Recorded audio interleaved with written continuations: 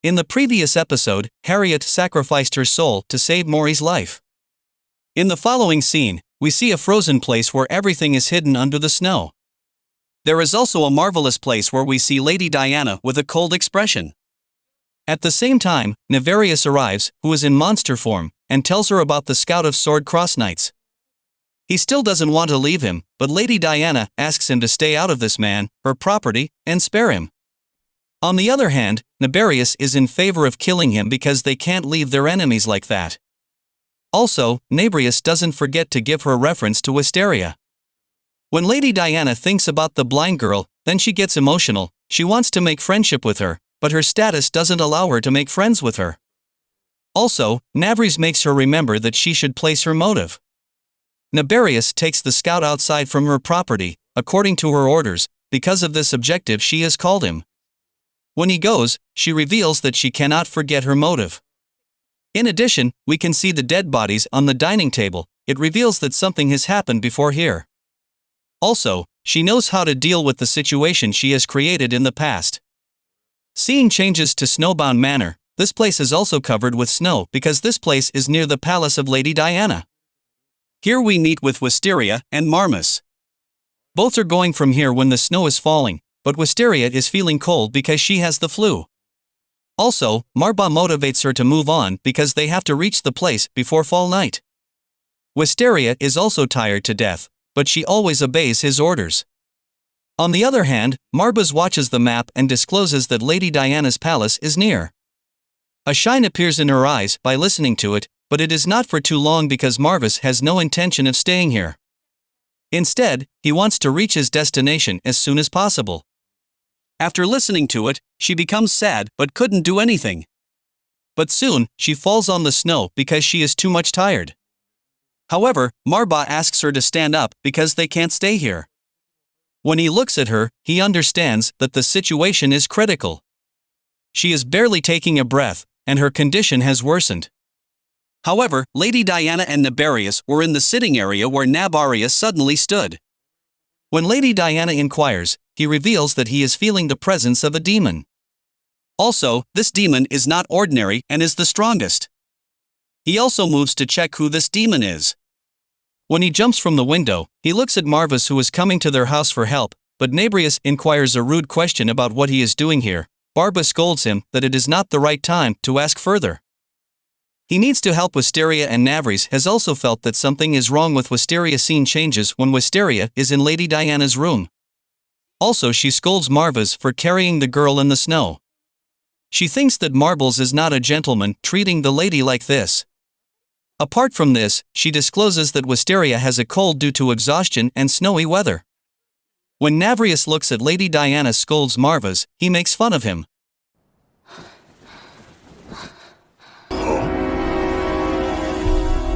来る発熱だと思いますが。です。こんな雪の日にレディーを歩かせるなんて。説教されて縮こまっちまった。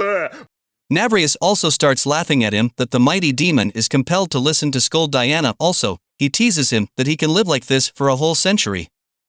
Lady Diana also tries to prohibit him from ridiculing Marba, but he doesn't listen to her and irritates Marbles by calling him a babysitter. Mob is as pissed off and wants to teach him a lesson. But Nefarious is not the demon who was bothered by these warnings. He doesn't stop himself from making fun of him, and Marba threatens him with death. Seeing them fighting, Lady Diana asks them to get out of there, because Wisteria needs rest, even though she has thrown them out of the room. They are still ready to fight. Also, Lady Diana, who has understood that she has made a contract with him, she looks at her and Wisteria is sleeping and looking better. Moreover, we can see Marba in the sitting area. His imagination jumps to the past where he looks at Wisteria, who has fallen because of tiredness.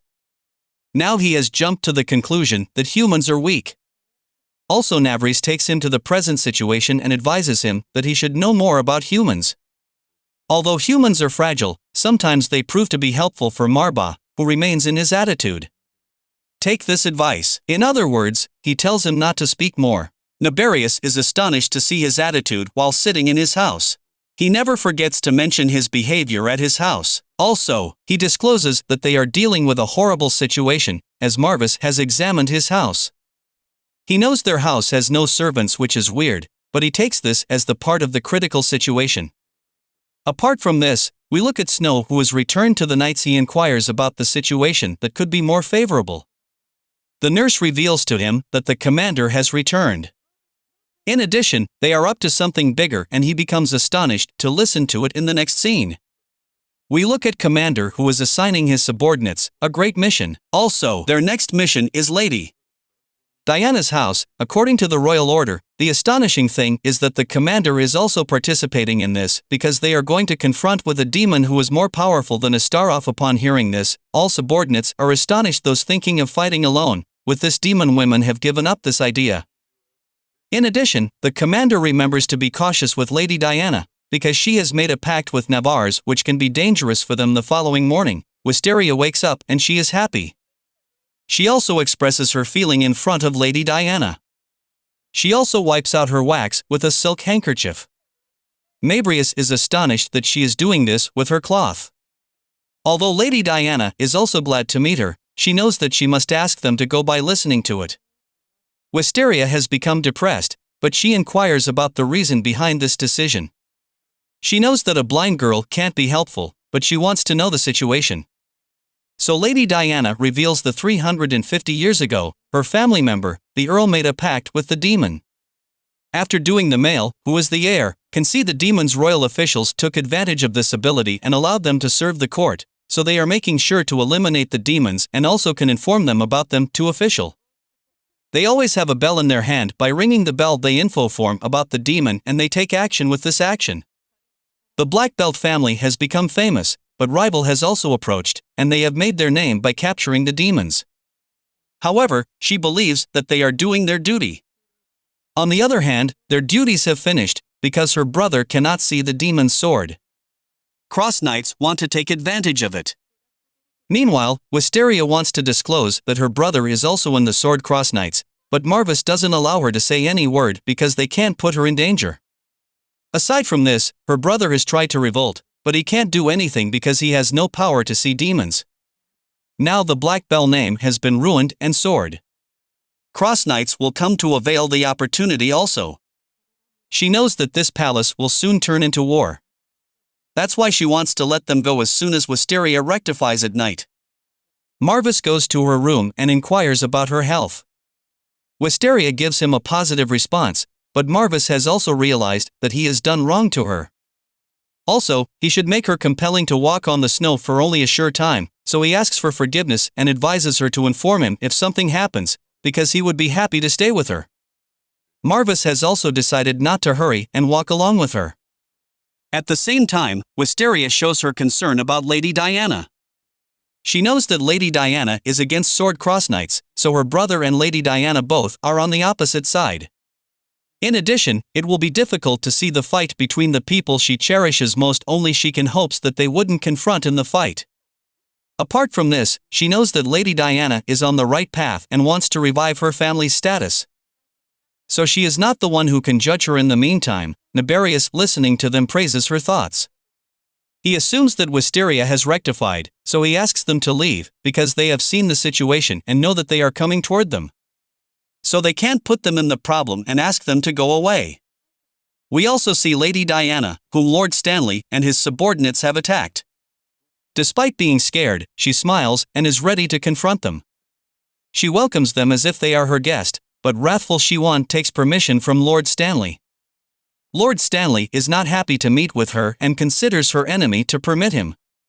Shiwan has gotten permission and moves to her with his weapon, but when he is about to take off her head, Navrius arrives and makes his attack useless.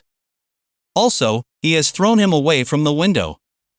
On the other hand, Marvis is taking Wisteria away by holding her in his hand, but she continuously thinks about Lady Diana, whom she considers her friend. Also, she wants to help her, but Marvis doesn't want to invite any danger into his life again by seeing her face. He is ready to see them, but he has decided not to meddle in this affair. Barbas knows that Navrius is not a demon whom anyone can kill quickly. Apart from this, Nabrius has beaten all the people severely. Also, Vivian is hanging in the arm of Nabrius. In the meantime, Shiwan again runs to attack him, but he pushes him away. He wants to take his life, but Lady Diana doesn't allow him to do this. Lord Stanley has realized that she has made a pact with a demon who was most potent also.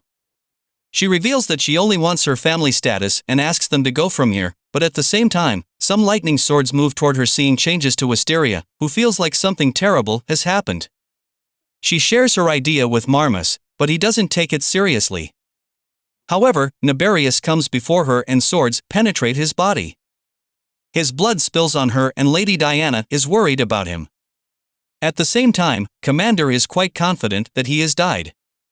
He asks Lady Diana to wake him and show him other tricks, so she wipes out her tears and tells Navrius to wake up, because it's time for action further. Her family's survival depends upon this fight and she can't turn back on this. Also, Nabrius is the demon who can't die with such an easy trick. By listening to it, Nabrius wakes up and is ready to knock him down. He moves to the commander and stabs his neck with his sword. Blood comes from his neck when he penetrates his hand into his body. Also, he throws him away. But the most shocking incident is in front of him. He is not dead. Despite the severe injuries, Lady Diana knows that he is not a human, but Navrius is not ready to believe that he is not a human and moves to attack him.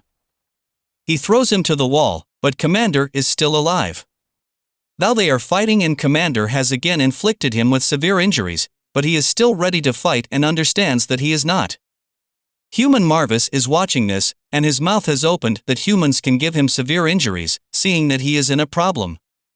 Marbus runs to Navrius and slaps his face with his red hair. Also, he remembers to warn Wisteria not to leave this place and stay hidden from the enemies. Aside from this, Commander is shocked because he doesn't know about the presence of the second demon. On the other hand, Marba is scolding him for how a human can beat him. Dabrius clarifies his position by saying that this commander is not a human, but he thinks that Nabrius is making excuses and starts reprimanding him. He thinks Navrius has put the name of 13 calamities of the wasteland into dust. However, Navrius, who is irritated, punches his face for scolding him. In the meantime, Commander is thinking about the red demon. He also thinks that he is the same demon about whose Technami has informed in the report. Now he diverts their attention toward him and shares his opinion that demon doesn't fight together, but thinks they are comrades. Also, they are going to fight together. This statement makes them furious and both punch his stomach. Now Marvis is shocked and knows that Nabrius is right. Also, Navrius is wrath because he is also saying the same thing, but Marba is not ready to believe him. Both have united to beat him and the commander can see a strong aura. Nevertheless, Marvis has no intention of indulging in their affair, but he has inflicted it and has no option except to face it. Commander knows that he can't face them, so he wants to offer Lady Diana. Lady Diana has no power in the same cases with her brother. So he says he doesn't intend to shed more blood and asks her to share this message with her brother by listening to it. Navarius challenges him to fight, but he has no intention of proceeding with the fight. Lady Diana also has no intention of shedding the blood. So she agrees. In the following scene, Wisteria is worried about Lady Diana. Lady Diana calms her and says that she is okay. She has become glad by listening to it and the happiness can be seen on her face, but Lady Diana doesn't know why she is so much happy now. Wisteria reveals that she considers her as friend by listening to it. Lady Diana is also pleased because she always wanted to be her friend. Aside from this, we look at Nabrius, who is on his knees. He is complaining about how the commander has made holes in his body, so Marvis helps him to stand up and Lady Diana assumes. They have become friends, but both become furious and they pretend as if they are not friends. However, she tells Wisteria to come inside because it's too cold outside. In the following scene, we see Marbles in the servant's clothes. He is angry and doesn't know why he is doing this, so Lady Diana reveals that she will meet with Commander or Royals as a lady, so it would be good if she has a servant. However, she does have a servant, but she asks him to become her servant. In the meantime, Naberius arrives, who is in the master's dress. He is going to meet with them by becoming Noah Black Bell. Also, he teases Marbles by calling himself master, but he wants to beat him hard. Marvis is trying to control his anger, which is overwhelming. This is how the 4th episode of The Tale of Outcasts ends. If you are excited for 5th part, comment below. The Immortal Demon.